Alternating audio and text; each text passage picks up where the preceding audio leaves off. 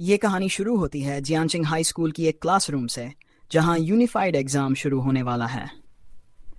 Teacher mister chain fan सभी students से कहते हैं कि अपने अपने गियर तैयार कर लें, क्योंकि मार्शल आर्ट्स एग्जाम बेहद खतरनाक होता है और जिनकी पावर कमजोर है उनके लिए ये बिल्कुल भी सही नहीं है। तभी हमारा मेन कैरेक्टर चू जिंगमिंग खुलासा करता है कि वो असल में इस दुनिया में ट्रांसमिग्रेट हुआ है। ये जगह टेक्नोलॉजी में तो उसकी पुरानी दुनिया जैसी है, लेकिन यहाँ खतरनाक और डरावने जानवरों का राज है। इनसे लड़ने के लिए यहाँ अवेकन लोग होते हैं, जो अपनी सुपर पावर से सबकी रक्षा करते हैं। हर कोई 6 साल की उम्र में अपनी शक्ति जागृत कर सकता है, और यहाँ की शक्तियाँ जितनी अलग हैं उतनी ही अजीब भी। ये पावर्स 9 लेवल में बंटी होती हैं, और ज़्यादातर लोग सिर्फ F से D रैंक तक की शक्तियाँ ही हासिल कर पाते हैं।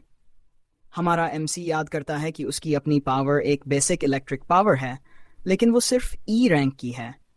इतनी ही ताकत जैसे किसी टेजर की हल्की सी करंट। तभी एक क्लासमेट उससे पूछता है कि क्या वो सच में मार्शल आर्ट्स एग्जाम देने वाला है। टीचर की चेतावनी के बावजूद एक सुनहरे बालों वाला लड़का उसे कचरा कहता है और मजाक उड़ाता है कि वो बस स्कूल की बेइज्जती करेगा और उसे कोई ऑफिस की डेस्क जॉब कर लेनी चाहिए। तभी एक लड़की लिन छिंगली हमारे MC का बचाव करती है और उस गुंडे को कहती है कि अपनी जुबान संभाले। गुस्से में वो लड़का कहता है कि यूनिफाइड टेस्ट में वो सबको दिखा देगा कि असली खिलाड़ी कौन है, और जाते जाते MC को धमकी देता है कि टेस्टिंग ग्राउंड पर उसका अंजाम बुरा होगा। लड़की MC को समझाती है कि वो कोई सुरक्षित रास्ता चुने, क्योंकि एप्लीकेशन फॉर्म में एजुकेशन के 2 ट्रैक होते हैं, लिबरल आर्ट्स और मार्शल आर्ट्स। जो लोग मार्शल पाथ चुनते हैं उन्हें खतरनाक इलाकों में जाकर जानवरों से लड़ना पड़ता है, और इसी टेस्ट को पास करने के बाद ही वे यूनिवर्सिटी में दाखिला पाकर आधिकारिक एबिलिटी यूजर बनते हैं। लेकिन MC सोचता है कि अगर वो टेस्ट से बच भी गया तब भी वो इन जानवरों से हमेशा नहीं बच सकता, क्योंकि ये कभी भी शहर पर हमला कर सकते हैं। उसे अपने अतीत का वो दर्दनाक पल याद आता है जब उसके माता पिता बीस्टाइड में मारे गए थे। उसी दिन से उसने तय कर लिया कि वो दोबारा खुद को बेबस महसूस नहीं करेगा। इसलिए फॉर्म हाथ में लेकर वो मार्शल आर्ट्स एग्जाम देने का फैसला करता है। उस दिन शाम को स्कूल बिल्डिंग पर डूबते सूरज की सुनहरी रोशनी पड़ रही होती है। एक कमरे में हमारे MC की परछाई दिखती है, जो भाले के साथ कड़ी ट्रेनिंग कर रहा है। वो अपने हथियार को कसकर पकड़ता है और उसमें इलेक्ट्रिक पावर भरता है। वो बिजली से भरे भाले के वार और मूव्स की प्रैक्टिस करता है, खुद को बेहतर बनाने के लिए अपनी पूरी ताकत झोंक देता है। काफी देर की ट्रेनिंग के बाद वो थककर जमीन पर गिर जाता है, हाँफते हुए कहता है कि फिलहाल अब और प्रैक्टिस नहीं कर सकता। जमीन पर लेटे हुए वो सोचता है कि उसकी भाला तकनीक उसे बाकी E क्लास अवेकन लोगों से थोड़ी ज्यादा ताकत देती है। उसे याद आता है कि D क्लास से नीचे के मार्शल आर्टिस्ट्स में हर साल मौत का खतरा बढ़ता जा रहा है। ठान कर वो अपनी मुट्ठी कसता है और तय करता है कि पूरी जान लगाकर अवेकन यूनिवर्सिटी में दाखिला लेगा। अचानक उसके सामने एक नीली स्क्रीन चमकने लगती है। तभी एक सिस्टम मैसेज पॉपअप होता है। सिस्टम एक्टिवेट हो रहा है और हमारा MC पूरी तरह चौंक जाता है। स्क्रीन पूछती है कि क्या वो बिगिनर्स पैकेज लेना चाहता है। वो सोचता है क्या ये उसका लंबे समय से इंतजार किया हुआ चीट है। जिज्ञासा में वो पूछता है कि पैकेज में क्या है, और पता चलता है कि इसमें S रैंक एबिलिटी और 200 पॉइंट्स हैं। S रैंक पावर बेहद दुर्लभ होती है, और जिसे भी ये मिल जाए वो राष्ट्रीय स्तर का ताकतवर योद्धा बन जाता है, जिसे भर भर के संसाधन दिए जाते हैं। इस मौके को महसूस करते ही उसके शरीर में घबराहट और उत्साह से ठंडा पसीना छूटने लगता है। उसे लगता है कि एक मामूली इंसान होकर भी अब वो अपनी किस्मत बदल सकता है। आत्मविश्वास भरी मुस्कान के साथ वो बिना सोचे समझे सिस्टम का गिफ्ट स्वीकार कर लेता है। सिस्टम पुष्टि करता है कि उसने 200 पॉइंट्स और थंडर गॉड एबिलिटी हासिल कर ली है। अचानक उसके शरीर में जबरदस्त ऊर्जा उमड़ने लगती है और वो दर्द से चीख उठता है। बैंगनी और सफेद बिजली उसके शरीर से फूट पड़ती है, जो एक शुद्ध ऊर्जा का गोला बना देती है। ताकत इतनी ज्यादा होती है कि ट्रेनिंग रूम की खिड़कियां पूरी तरह चकनाचूर हो जाती हैं। बाहर लोग चौंक कर देखते हैं। एक बच्चा कहता है कि ये बड़े भैया का घर है, और सभी सोचते हैं कि क्या हुआ। एक चिंतित आदमी फायर डिपार्टमेंट को कॉल करता है, मानते हुए कि एयू परिवार के बेटे के साथ कुछ हो गया है। अंदर हमारा एमसी दर्द में चीखता रहता है और ट्रांसफॉर्मेशन 70% तक पहुंच जाता है। अचानक आसमान काला पड़ जाता है और सड़क पर लोग सोचते हैं कि आखिर हो क्या रहा है। तभी एक विशाल बिजली का ड्रैगन इमारत के ऊपर आसमान में उभरता है, जिससे लोग डर के मारे सहम जाते हैं। एक ऑफिस में बैठा आदमी इस प्रेशर को महसूस करता है और सोचता है कि क्या कोई ताकतवर बीस्ट शहर पर हमला करने आ रहा है। गंभीर चेहरे के साथ वो जियानिंग की तीसरी लीजन को हाई अलर्ट पर जाने का आदेश देता है। वो ऊर्जा का जीव आसमान में मंडराता है, जैसे पूरे शहर के लिए खतरा हो। तभी हमारा एमसी अंतिम दर्द भरी चीख मारता है और ट्रांसफॉर्मेशन 100% पूरा हो जाता है। सारी ऊर्जा शांत हो जाती है और पीछे सिर्फ एक बर्बाद कमरा रह जाता है। वो अपनी मुट्ठी कसकर महसूस करता है कि अब उसके शरीर में कितनी अद्भुत ताकत दौड़ रही है। यह है उसकी S rank power, divine thunder, जो उसकी पुरानी ताकत से कहीं ज्यादा शक्तिशाली है। कमरे की हालत देखकर वो सोचता है कि उसने बड़ा हंगामा मचा दिया और किसी तरह उसे काबू में कर पाया। उसे याद आता है कि उसके पास 2 रेड एबिलिटी पॉइंट्स भी हैं और सोचता है कि इनका क्या इस्तेमाल करे। इस आसान और सीधी सी चीज से उत्साहित होकर वो सिस्टम से अपना पैनल खोलने को कहता है। स्क्रीन पर उसका नाम शू जिंगमिंग, एस रैंक पावर और 2 रेड पॉइंट्स दिखते हैं। हमारा एमसी फैसला करता है कि कल के एग्जाम के लिए वो अपने कॉम्बैट पावर को मैक्स करेगा। उसे पता है कि ताकत शरीर और मानसिक क्षमता दोनों से आती है, इसलिए वो पहले इन दोनों को मजबूत करने का निश्चय करता है। जैसे ही वो पॉइंट्स बांटता है, उसके गुण तेजी से बढ़ने लगते हैं। बैंगनी आभा उसे पूरी तरह घेर लेती है और वो महसूस करता है कि उसके शरीर में नई ऊर्जा और ताकत दौड़ रही है। उसकी ऊर्जा और रक्त संचार बेहतर हो जाता है और उसके विचार पहले से ज्यादा तेज और स्पष्ट हो जाते हैं। वो अपनी मुट्ठी कसता है और मांसपेशियों में आई नई ताकत को परखता है। अब उसकी चाल पहले से कहीं ज्यादा तेज हो चुकी है और उसके वार हवा को चीरते हुए निकलते हैं। उसे एहसास होता है कि बुनियादी गुणों को सुधारकर उसकी कुल युद्ध क्षमता बढ़ गई है। पैनल दिखाता है कि उसकी फिजिक और स्पिरिट दोनों में इजाफा हुआ है और ये भी समझाता है कि पॉइंट्स कैसे बदले गए। अपनी नई ताकत के साथ उसे पूरा यकीन है कि वह यूनिवर्सिटी में दाखिला पालेगा, लेकिन वह सोचता है कि उसकी रैंकिंग क्या होगी। वह अपना भाला हवा में उछालता है, अपनी ताकत परखने के लिए तैयार होते हुए। हथियार को थामकर वह तय करता है कि अपनी नई शक्ति की जांच करने के लिए मार्शल आर्ट्स जिम जाएगा। अचानक ट्रेनिंग रूम का दरवाजा जोरदार लात से खुल जाता है। 3 फायर फाइटर्स अंदर घुस आते हैं, जिससे हमारा एमसी पूरी तरह हैरान और उलझन में पड़ जाता है। टीम लीडर बताता है कि उन्हें यहां आग लगने की इमरजेंसी कॉल मिली थी। एमसी समझाता है कि ये तो बस उसकी पावर में उतार चढ़ाव था और अब सब कुछ ठीक है। ये सुनकर फायर चीफ हालात समझ जाता है और अपनी टीम को सफाई करने का आदेश देता है। टीम का एक सदस्य उसकी ताकत देखकर प्रभावित होता है, जबकि एमसी उन्हें हाथ हिलाकर विदा करता है। फायर ट्रक आस पड़ोस के लोगों की जिज्ञासु निगाहों के बीच वहां से चला जाता है। एक पड़ोसी पूछता है कि सब ठीक है नन, और एमसी इसकी पुष्टि करता है। फिर ट्रेनिंग के लिए जिम की ओर बढ़ जाता है। अवेकन लोगों के लिए पावर यूजर बनने के लिए लगातार और जरूरी ट्रेनिंग अनिवार्य है। वह थंडर हॉल पहुंचता है, जो पूरे देश के सबसे मशहूर जिम में से एक है। बाकी महंगे हॉल की तरह ये नहीं, बल्कि सभी हाई स्कूल छात्रों के लिए मुफ्त है। अंदर पहुंचते ही एमसी लड़कियों का एक ग्रुप देखता है, जिसमें से एक उसे बहुत जानी पहचानी लगती है। वह है टांकी, उसकी कजिन, जो यहाँ ट्रेनिंग के लिए आई है। वह एक दोस्त के साथ है और दोनों हंसते गुफ्तगू करते हुए बातें कर रही हैं। इसी दौरान एमसी आगे बढ़कर अपनी कजिन को नमस्ते करता है और पूछता है कि वह यहाँ क्या कर रही है। टांकी थोड़ी हैरान होकर बताती है कि वह बस दोस्तों के साथ यहाँ घूम रही है। एमसी अलविदा कहकर उन्हें मजे करने को कहता है और ट्रेनिंग रूम की ओर बढ़ जाता है। पीछे टांकी को लगता है कि वह कुछ बदल गया है। उसकी दोस्त पूछती है कि वह कौन था। टांकी बताती है कि वह उसका कजिन शू जिंगमिंग है और कल वह भी एग्जाम देने वाला है। उसकी दोस्त शियाओया उत्साहित होकर कहती है कि ऐसे चेहरे वाला तो शो ऑफ करने के लिए परफेक्ट है। टांकी हंसते हुए बताती है कि उसके कजिन की पावर सिर्फ ई क्लास है। पास खड़ा एक लड़का इस बात पर ताना मारता है कि ई क्लास होकर भी एग्जाम देने जा रहा है, जबकि टांकी को लगता है कि यह फैसला बहुत रिस्की है। टांकी फिर बात बदल देती है और दोस्तों को मार्शल आर्ट्स हॉल घूमने बुलाती है। ग्रुप आगे बढ़ जाता है और उनमें से एक कहता है कि एग्जाम से पहले थोड़ा रिलैक्स करना अच्छा है। इस बीच ट्रेनिंग रूम में एमसी एक बड़े टारगेट पर भाले से हमला करने की तैयारी करता है। हथियार थामते ही उसे लगता है कि यह हल्का है। फिर उसे एहसास होता है कि यह उसकी मजबूत हो चुकी काया की वजह से है। लेकिन चूंकि एग्जाम कल ही है, नया हथियार ढूंढने का समय नहीं है। वह तय करता है कि पहले बिना सुपर पावर का इस्तेमाल किए अपनी अधिकतम ताकत परखेगा।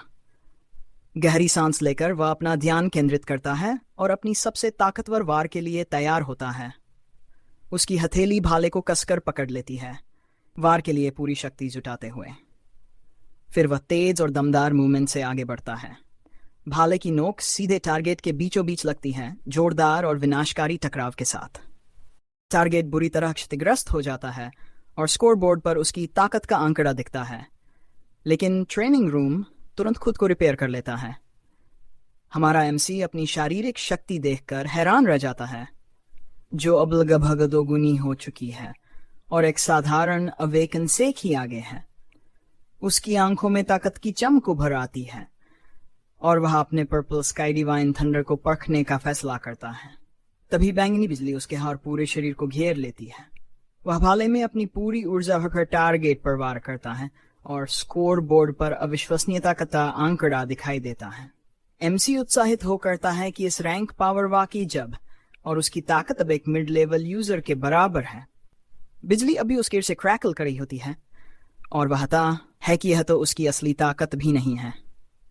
भाले को कसकर पकड़ते हुए वह अपनी शारीरिक ताकत, सुपर पावर और स्किल को मिलाकर एक विनाशकारी वार करने का प्लान बनाता है। फिर वह पूरी तरह बिजली से लिपटे भाले के साथ तेजी से घूमते हुए हमला करता है। इस मूवमेंट से उसके चारों ओर सफेद और बैंगनी ऊर्जा का एक विशाल बवंडर बनने लगता है। उसके हथियार की नोक पर शुद्ध ऊर्जा का गोला तैयार हो जाता है, जिसे वह टारगेट पर छोड़ देता है। जोरदार चीख के साथ वह अपनी सारी जमा हुई ताकत को छोड़ देता है। हमला इतनी बड़ी ऊर्जा का विस्फोट करता है कि अपने रास्ते में आने वाली हर चीज को पूरी तरह निगल जाता है। मुख्य हॉल में मौजूद लोग इस कंपन को महसूस करते हैं और एक व्यक्ति सोचता है कि क्या यह भूकंप है। उसी फ्लोर पर उसकी कजिन का ग्रुप भी इस झटके से गिर पड़ता है। ग्रुप में से एक लड़का इस तीव्र ऊर्जा को महसूस करता है और कहता है कि यह किसी सुपर यूजर की है। टांकी की दोस्त हैरान होती है क्योंकि यहाँ सिर्फ छात्र ट्रेनिंग करते हैं और सबसे ताकतवर तो किसी और हॉल में जाते हैं। जिज्ञासा से भरी उसकी कजिन तय करती है कि वह इस शक्ति के स्रोत का पता लगाएगी। ऊर्जा के निशान का पीछा करते हुए ग्रुप हमारे एमसी को ट्रेनिंग रूम से बाहर आते देखता है। कजिन हैरान होकर पूछती है कि वह अंदर क्या कर रहा था। एमसी बस कहता है कि वह घर जाने और तैयारी करने वाला था। उसकी दोस्त उसे शुभकामनाएं देती है, फिर तुरंत कजिन को खींचकर उस रूम में ले जाती है जहां से ये ताकत आई थी। वह लोग उस कमरे में पहुंचते हैं और देखते हैं कि दरवाजा पूरी तरह टूट चुका है। अंदर दाखिल होते ही वे हैरान रह जाते हैं क्योंकि पूरा ट्रेनिंग रूम तबाह हो चुका है। कजिन की दोस्त हैरान होकर कहती है कि इतनी ताकत तो मेमोरी मेटल भी नहीं झेल सकता। ग्रुप का एक लड़का मानने को तैयार नहीं होता कि यह किसी छात्र का काम है और कहता है कि यहाँ बेहद खतरनाक ऊर्जा मौजूद है। दूसरा लड़का भी सहमति जताता है, कहते हुए कि इतना नुकसान तो कोई टॉप टियर प्रतिभा भी नहीं कर सकती। तभी दोस्त को एक आइडिया आता है। वह कहती है कि शायद हमारा एमसी कोई छुपा हुआ जीनियस है जिसने ये सब किया है। लेकिन लड़के इस पर हंसते हैं और कहते हैं कि यह बकवास है। वह तो बस एक ई रैंकर है जो किस्मत से 300 ताकत तक पहुंच गया होगा। दूसरा लड़का तर्क देता है कि असली ताकतवर यूजर शायद किसी और हॉलवे का इस्तेमाल कर रहा होगा। फिर वह कजिन से उसकी राय पूछता है। कजिन दीवार को छूते हुए बस कहती है शायद, और गहरी सोच में डूब जाती है। नुकसान को करीब से देखते हुए लड़की नोटिस करती है कि दीवार पर बने निशान किसी भाले से बनाए गए लगते हैं। तभी उसे अपने कजिन के भाला पकड़े हुए होने की याद आती है, जिससे उसका आश्क और गहरा हो जाता है। उसकी आंखों में चमक आ जाती है और वह सोचती है कि क्या उसका परीक्षा में हिस्सा लेना सच में उसकी क्षमता से बाहर की बात है। अगले दिन मार्शल आर्ट्स परीक्षा का समय आखिरकार आ ही जाता है और ढेरों छात्र इकट्ठा हो रहे होते हैं। बस से उतरते ही छात्र अपने हथियार उठाते हैं और बड़े टेस्ट के लिए तैयार होते हैं। भीड़ के बीच हमारा मुख्य किरदार अपने कंधे पर भाला रखकर आत्मविश्वास से आता है। कुछ छात्र परीक्षा एरिना में झांकते हैं और वहां एक यूनिकॉर्न राइनो देखकर घबरा, लेकिन स्कूल का गुंडा उन पर हंसता है और कहता है कि अगर वे ऐसे जानवर से डरते हैं तो कितने कमजोर हैं। हमारे हीरो का सबसे अच्छा दोस्त पूछता है कि ये घमंडी लड़का कौन है, और जवाब मिलता है कि ये जो मिंगयांग है, जिसके पास बी रैंक की क्षमता है और जो पहले स्तर की शक्ति हासिल कर चुका है। अपने प्रतिद्वंदी को देखते हुए हीरो हल्की मुस्कान के साथ सोचता है कि अब इनमें से कौन ज्यादा ताकतवर है। तभी एक जोरदार आवाज सबका ध्यान खींचती है। एक अधिकारी खुद को वोंगियांग बताते हैं, जो मार्शल आर्ट्स परीक्षा के चीफ कमांडर हैं। वह एक सैन्य वाहन पर चढ़ते हैं और बताते हैं कि टेस्ट 12 घंटे तक एक खंडहर शहर में चलेगा। एरिया 3 जोनों में बनता है और अलग अलग लेवल के जानवरों को हराने पर पॉइंट मिलेंगे। गंभीर लहजे में वह चेतावनी देते हैं कि ज्यादा स्कोर के चक्कर में अपनी जान जोखिम में न डालें। हमारा नायक सोचता है कि पहले वह बाहरी इलाके में ही रहता, लेकिन अब वह सीधे सेंटर तक जाएगा। फिर छात्रों को परीक्षा का सामान दिया जाने लगता है। शिक्षक हमारे हीरो को किट देकर बताते हैं कि इसमें 3 चीजें हैं: एक घड़ी जो स्कोर ट्रैक करेगी, खाना और एक सेफ्टी बॉल जिसमें शील्ड है। शिक्षक समझाते हैं कि बॉल का इस्तेमाल करने पर टेस्ट खत्म हो जाएगा, लेकिन जान पहले आती है। नायक उनका धन्यवाद करता है। तभी कजिन की दोस्त दौड़ते हुए आती है और उसे अपनी टीम में शामिल होने का न्योता देती है, ये वादा करते हुए कि वे उसकी रक्षा करेंगे। एक सहपाठी विरोध करता है कि टीम में सिर्फ 5 लोग हो सकते हैं और उसे लाना स्कोर घटाएगा। झगड़ा बढ़ने लगता है, लेकिन हमारा हीरो अपने दोस्त को शांत करता है और मुस्कुराते हुए न्योता ठुकरा देता है। कहता है कि इस बार वह अकेले ही परीक्षा में जाएगा। लड़की और उसकी दोस्त हैरान होती हैं, लेकिन उसका फैसला मान लेती हैं और बस कहती हैं कि सावधान रहना। वे अपनी टीम के लिए नया सदस्य ढूंढने निकल जाती हैं। नायक हल्की मुस्कान के साथ सोचता है कि उनके बिना भी वह शानदार स्कोर हासिल करेगा। घोषणा होती है कि परीक्षा शुरू हो चुकी है और ड्रोन लाइव प्रसारण शुरू कर देते हैं। सभी छात्र खंडहर शहर में दौड़ पड़ते हैं। नायक की कजिन और उसका ग्रुप भी एरिना में आगे बढ़ते हैं। इसी बीच बैंगनी बालों वाली एक और अद्भुत गति से बाकी उम्मीदवारों के बीच दौड़ रही होती है। लड़ाई की शुरुआत में ही जीनियस जो मिंगयांग अपनी तलवार लेकर हवा में छलांग लगाता है, सबको अपनी ताकत दिखाने के लिए तैयार। वहीं दूसरी ओर हमारा मुख्य किरदार भी एक दृढ़ कदम बढ़ाता है, लड़ाई में कूदने की तैयारी करते हुए। वह अपना भाला लेकर दौड़ता है और मन ही मन कहता है कि वह मार्शल आर्ट्स एग्जाम के लिए पूरी तरह तैयार है। वह अपनी कलाई की घड़ी टैप करके परीक्षा प्रणाली को सक्रिय करता है। स्क्रीन पर उसकी डिटेल्स और रैंकिंग दिखाई देती है, जिसमें उसका प्रतिद्वंदी पहले स्थान पर है। मुस्कुराते हुए वह नोट करता है कि जीनियस ने पहले ही पॉइंट्स लेना शुरू कर दिया है और अब उसके लिए भी आगे बढ़ने का समय है। इस बार वह बाहरी क्षेत्र को छोड़कर सीधा शहर के केंद्रीय क्षेत्र की ओर बढ़ने का फैसला करता है। जल्द ही वह सुनसान और टूटे फूटे भवनों में प्रवेश करता है, जो इस टेस्ट का एरिना है। भाला हाथ में लिए वह सावधानी से इलाके की जांच करता है। तभी वह देखता है कि एक छात्र जमीन पर पड़ा है, बुरी तरह घायल। यह देखकर वह चौंक जाता है कि उस लड़के ने अपनी सेफ्टी बॉल का भी इस्तेमाल नहीं किया। वह सोचता है कि अगर उसके पास रैंक की ताकत न होती तो शायद उसका भी यही हाल होता। पसीने की एक बूंद उसके चेहरे से टपकती है और वह समझता है कि यह परीक्षा कितनी खतरनाक है। बिना देर किए वह घुटनों के बल बैठकर लॉजिस्टिक टीम को बुलाता है ताकि घायल को बचाया जा सके। लेकिन तभी उसे पास आती एक तेज मौजूदगी का आभास होता है। अंधेरे से एक नुकीले पंजों वाला पंजा जमीन पर जोर से पड़ता है। एक शैडो बीस्ट तेजी से झपटता है और उसे समझ आता है कि घायल छात्र को चारे की तरह इस्तेमाल किया गया था। लाल आंखों से घूरते हुए वह दानव ट्रेबीज उसे निशाना बनाता है। वह भाले की पकड़ कसते हुए लड़ाई की मुद्रा में आ जाता है। जानवर अविश्वसनीय रफ्तार से हमला करता है, लेकिन हमारा नायक तेजी से साइड हटकर वार से बच जाता है। दानव पूरी ताकत से जमीन पर गिरता है, जबकि वह सुरक्षित उतरकर उसे देखता है। यह दानव ग्रुई किलर कहलाता है, जो अपने तेज पंजों और जबरदस्त काटने की ताकत के लिए जाना जाता है। यह जानवर इतना डरावना माहौल बनाता है कि नए लड़ाके डर से जर हो जाते हैं। अमीर परिवार अपने बच्चों को इन दानवों से बचने की ट्रेनिंग दिलाने के लिए गार्ड रखते हैं, लेकिन हमारे नायक के पास ऐसा कोई मौका कभी नहीं था। ये उसका पहला असली मुकाबला है। दानव दहाड़ता है और पूरी ताकत से उस पर झपटता है। उसके पंजे और दांत उसे खत्म करने को तैयार हैं, लेकिन हमारा नायक 1 इंच भी पीछे नहीं हटता। वह भाले की पकड़ कस लेता है और अचानक हथियार से बैंगनी बिजली की चिंगारियां फूटने लगती हैं। तेज वार के साथ वह अपने भाले में भरी बिजली से जानवर पर सीधा प्रहार करता है। आत्मविश्वास से भरी नजर के साथ उसे एहसास होता है कि उस राक्षस की डराने वाली आभा का उस पर कोई असर नहीं हुआ।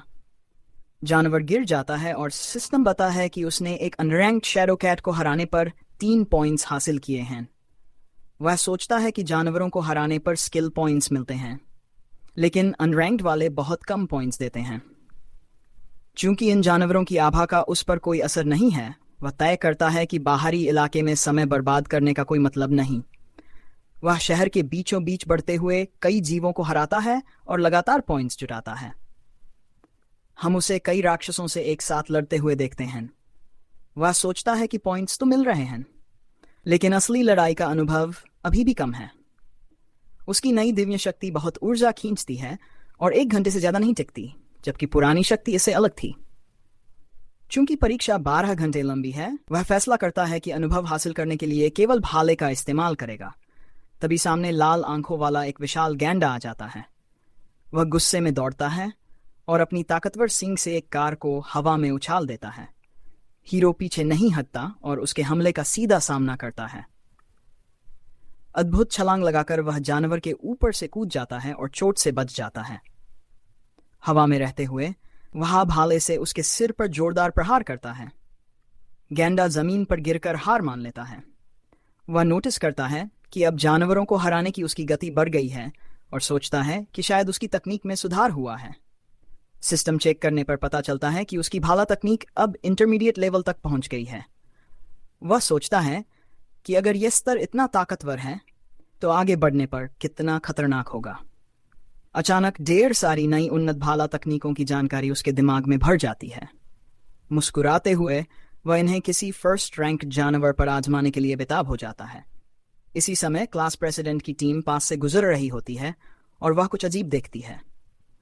वह कहती है कि उसे लगा उसने हीरो को यहां से गुजरते देखा है, लेकिन साथ ही कहता है कि यह इलाका उसके लिए खुदकुशी जैसा है। टीम लीडर भी सोच में पड़ जाती है। तभी उनके एक साथी पास पड़े एक मरे हुए रेनाउस को दिखाता है। पास जाकर वे देखते हैं कि उसके सिर पर घाव भाले से हुआ है। लड़की हैरान रह जाती है और सोचती है कि क्या सच में यह उसका दोस्त हो सकता है।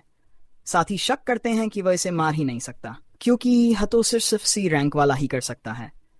फिर कोई कहता है कि उसका स्कोर देख लेते हैं। लड़की रैंकिंग देखती है और दंगर हजाती है कि हसचमुच वही है। उसके साथी घबरा जाते हैं कि वह टॉप 50 में कैसे आ गया। एरिना के बाहर दर्शक परीक्षा देख रहे हैं और देखते हैं कि जो मिंगयांग पहले स्थान पर है। शहर का शिक्षा निदेशक उसकी तारीफ करता है और कहता है कि वह प्रांतीय टॉप 100 में जरूर पहुंचेगा। वह पहले और तीसरे स्थान वाले स्कूलों के प्रिंसिपलों को बधाई देता, लेकिन दूसरे स्कूल की आलोचना करता है कि उनका टॉप छात्र सिर्फ 18वें स्थान पर है। दूसरे स्कूल का प्रिंसिपल नाराज होता है और कहता है कि उसके सिर्फ 8 छात्र टॉप 50 में हैं। तभी निदेशक पूछता है कि यह शू जिंगमिंग कौन है, क्योंकि उसने ये नाम कभी नहीं सुना। एक टीचर चौंक जाता है और कहता है कि यह लड़का टॉप 50 में है। पसीने में भीगते हुए वह सोचता है कि क्या लड़के ने अपनी असली ताकत छिपा रखी थी, लेकिन शक करता है कि ई रैंक वाला एस रैंक बन सकता है। एरिना में हीरो अब सेंट्रल एरिया यानी सबसे खतरनाक जोन में है। वह टूटी फूटी सड़कों से गुजर रहा है कि एक बोतल पर पैर रख देता है। स्नैक बार खाते हुए वह सोचता है कि रैंक्ड जानवर बाकी से ज्यादा चालाक और क्षेत्रीय होते हैं।